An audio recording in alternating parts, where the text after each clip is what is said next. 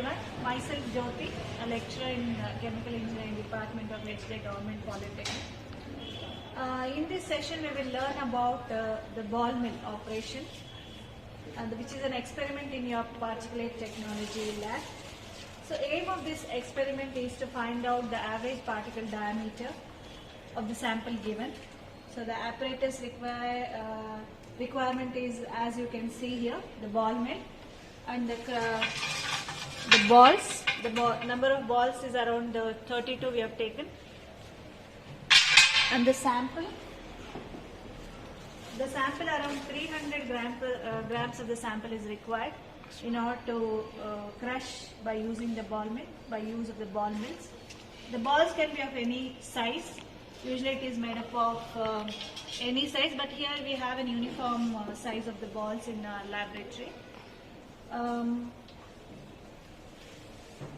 The balls are usually made up of a manganese material or the SS material or iron. So here the crushing of a sample is usually takes place by an impact force. In order to start an experiment with, we take around 300 grams of the sample. This is your sample for the crushing. So sample is being taken and it is being put into the ball mill. Then the ball mill is been run for about 15 minutes. After dropping the sample into the ball mill, you have to close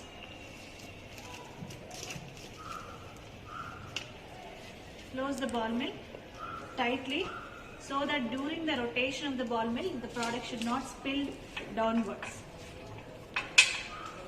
This is how you close the ball mill tightly. You have to close.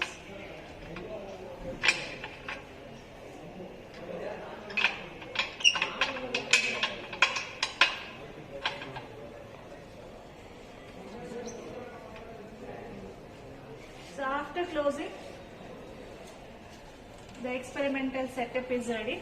Then you have to run the ball mill for 15 minutes for the crushing of the feed sample which you have taken.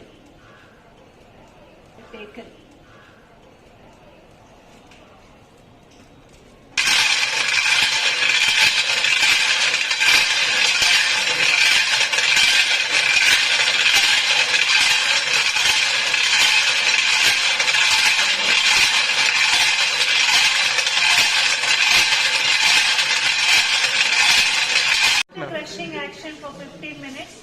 You have to open the feed inlet.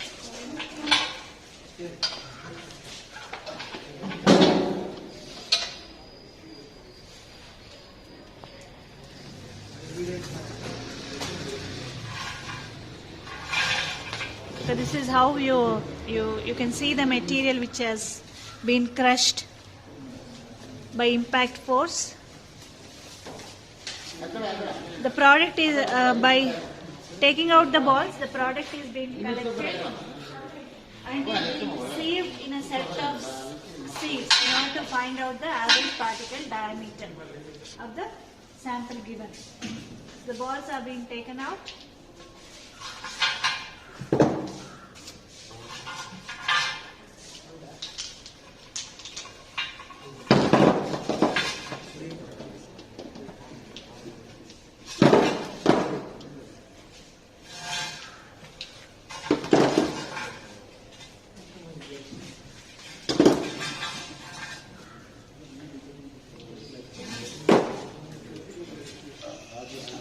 So the product, you can see here, the product is being taken out from the ball mill and it is being weighed and it is sieved through the set of screens which has been arranged according to the increasing number of the order. So 8, 12, 16, 22, 30, 44, 60, 72, 85. This is how you have to arrange with the increasing, with the ascending order. The smaller number will be at the top and the bigger number will be at the bottom.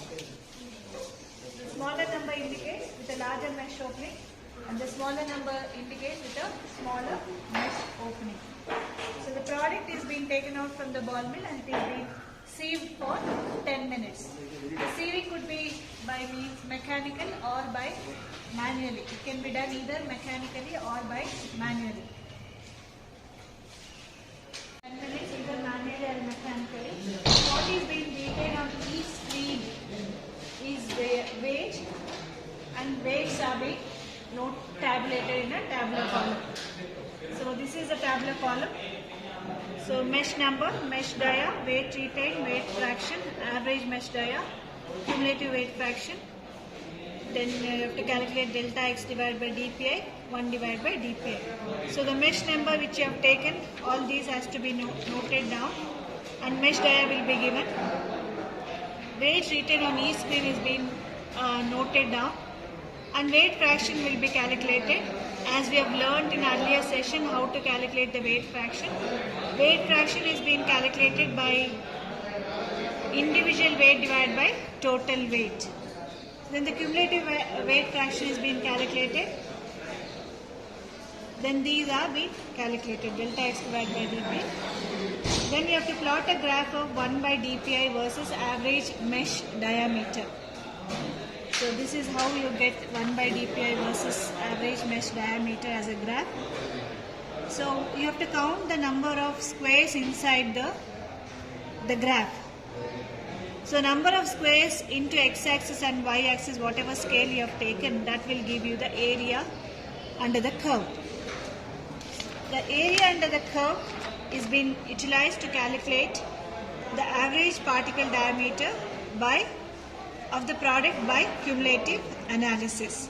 So whatever the area from the graph you have got, that is being 1 divided by that value will give you the average particle diameter of the product by cumulative analysis. So you have to calculate also the average particle diameter of the product by differential analysis. So the formula is differential analysis is equal to 1 by sigma of delta x divided by dpi.